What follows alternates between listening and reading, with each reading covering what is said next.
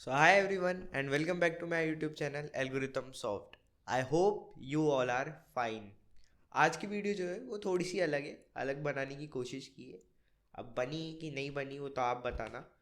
सो thumbnail देख के तो वैसे आप समझ ही गए होंगे. तो आज हम बात करेंगे कि गूगल जैसी कंपनी में हम कैसे हायर हो सकते हैं. ठीक है, गूगल जैसी कंपनियाँ लोगों को कैसे हायर करती है एंड फ़नी वे में, मतलब हम वहाँ कैसे जॉब कर सकते हैं. और ऑब्वियसली गूगल, एक तो उसकी फैसिलिटीज़, ठीक है, एक उसका वर्क कल्चर और फूड के लिए जाना जाता है. जो भी फूड लवर है नीचे कमेंट करें, और पैकेज तो है ही सही. तो आज हम देखेंगे भाई उसमें हम जॉब कैसे पा सकते हैं. देखो, आप कहीं रेस्टोरेंट जाते हो तो वहाँ पे आप फूड ऑर्डर करते हो तो पैसे देते हो. लेकिन यहाँ पे अगर आपको फूड खाना है गूगल में तो आपको उसके लिए डीएसए आना चाहिए, जो बहुत हार्ड चीज़ है. DSA hard in the sense वैसे नहीं बोल रहा भाई बहुत हार्ड है नहीं हो सकती, ना ना ना.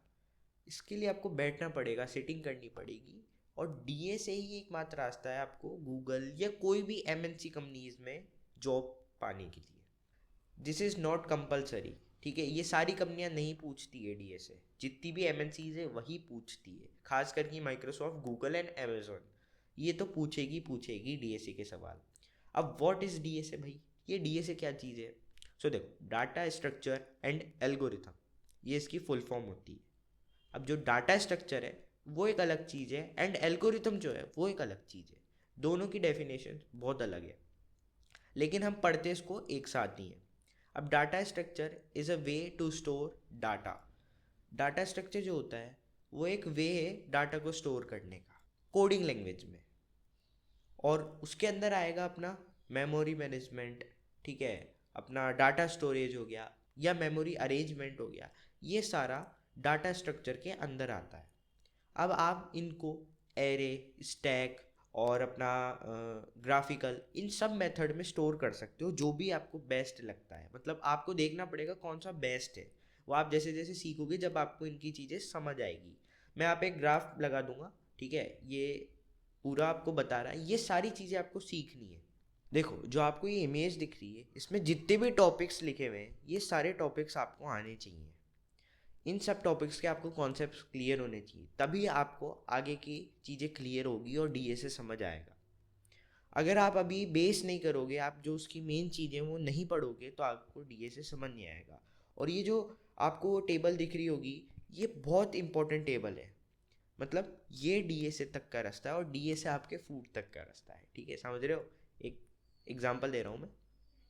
सो आपको जितनी भी ये चीज़ें इसमें लिखी हुई है, एक एक चीज़, पहले बेसिक है फिर एडवांस है, तो पहले बेसिक के जितने टॉपिक्स हैं वो क्लियर करें, ठीक है, फिर एडवांस के करें, तब आपको डीए से समझ आएगा. अब मान लो आपको जैसे ट्रिग्नोमेट्री चैप्टर पढ़ना है. अब आप पढ़ने तो बैठ गए लेकिन आपको कॉस थीटा साइन थीटा इनकी नॉलेज ही नहीं है, तो आपको ट्रिग्नोमेट्री समझ कैसे आएगी.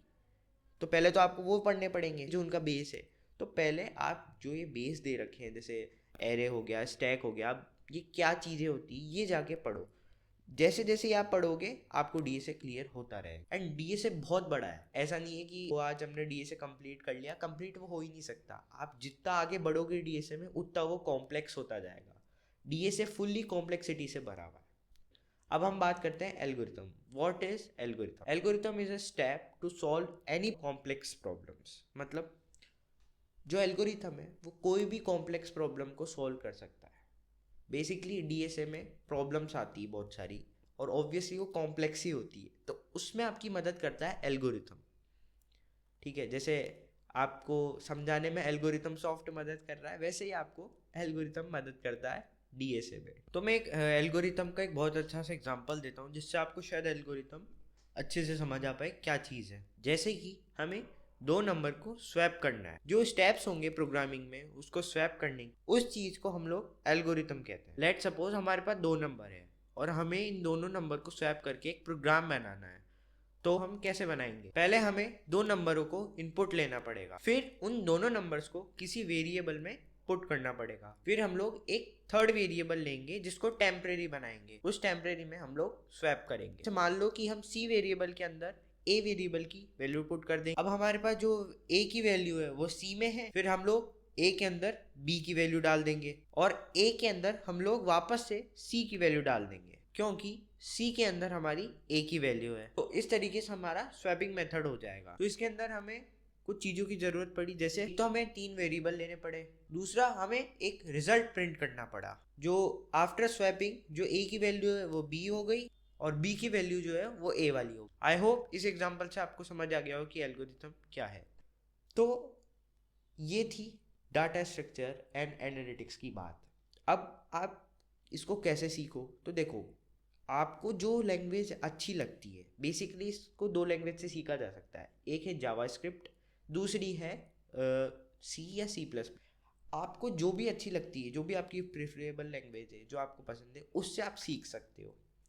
अब ऑब्वियसली आप इंटरनेट पे सर्च करोगे तो वहाँ तो आपको यही बोला जाएगा।